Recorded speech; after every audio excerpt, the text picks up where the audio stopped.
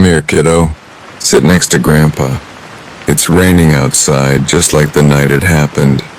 Just like the night they found me. I know your parents don't want me telling you this story. They think you're too young. But some things you need to hear. Because one day you might see it too. And I want you to be ready. The first time I saw it, I was just about your age. A scrawny kid, always running around, always getting into trouble. Back then, I lived in a small village by the forest. The kind of place where everyone knew each other, where people never locked their doors. Because they weren't afraid of what was inside. They were afraid of what was outside. I first heard about it from the older kids. A story they whispered around campfires, daring each other to go near the woods at night. They called it the Watcher. They said it stood at the edge of the trees just beyond the firelight. Always watching, always waiting. But no one ever saw it move, and no one ever saw it leave. Of course, I was just a stubborn little boy back then. I didn't believe in their ghost stories. So one night, when my mother was asleep, I crept out of the house. I wanted to prove I wasn't scared. I wanted to show them all that there was nothing in the woods. I reached the edge of the trees, the place where the older kids said it always stood, and I laughed. Nothing. Just empty shadows and rustling leaves. But then, something laughed back. It wasn't a normal laugh. It was a dry, broken sound. A sound that seemed to come from inside me. And when I turned around, it was there. I don't know how to describe it. It was tall. So tall its head almost touched the branches. Its body was thin. Too thin. Like it had been stretched beyond what was natural. And its face, it didn't have one. Just smooth, empty skin. But I knew it was looking at me. I don't know how long I stood there, frozen in place. It didn't move. It didn't breathe. And then, in the blink of an eye, it was closer. Not walking, not running, just closer. I ran.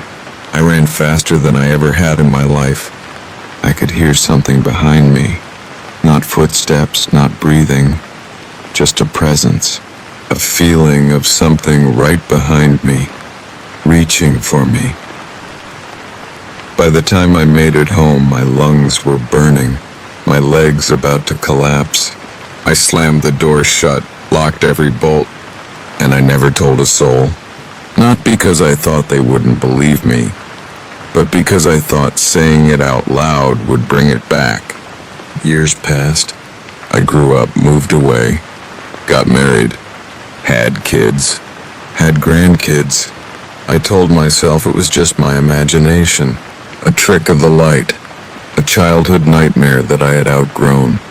But then, one night, many, many years later, I was sitting alone in my living room, and from the corner of my eye, I saw it, standing at the window, still the same height, still the same smooth, empty face, still watching, waiting, as if it had never left, as if it had been following me all along. And the worst part, that wasn't the last time I saw it. Listen to me, kiddo. This is important. It's not just me. I think it's been following all of us. Our family.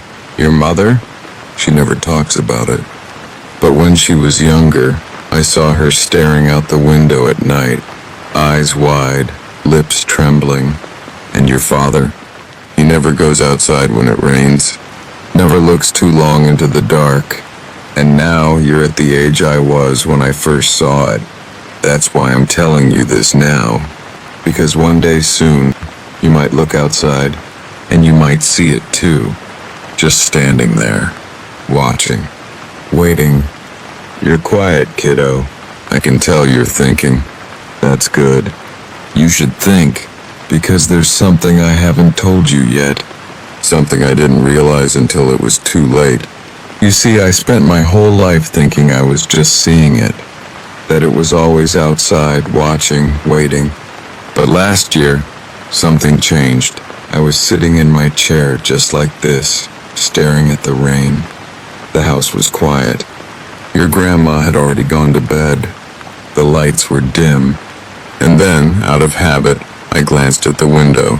It was there.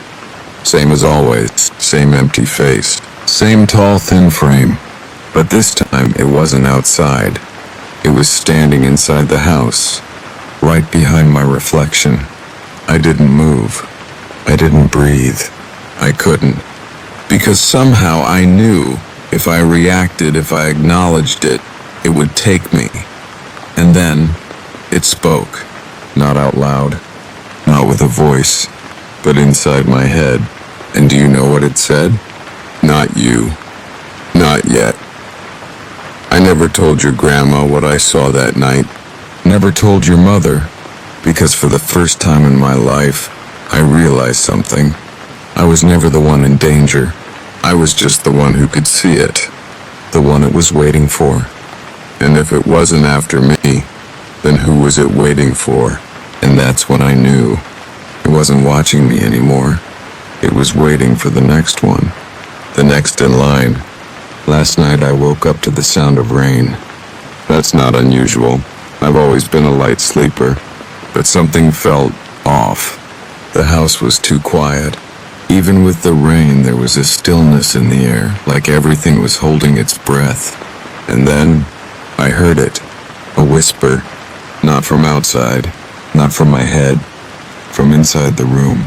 Not you. Not yet. But this time, it wasn't speaking to me. I turned, slowly, my heart pounding.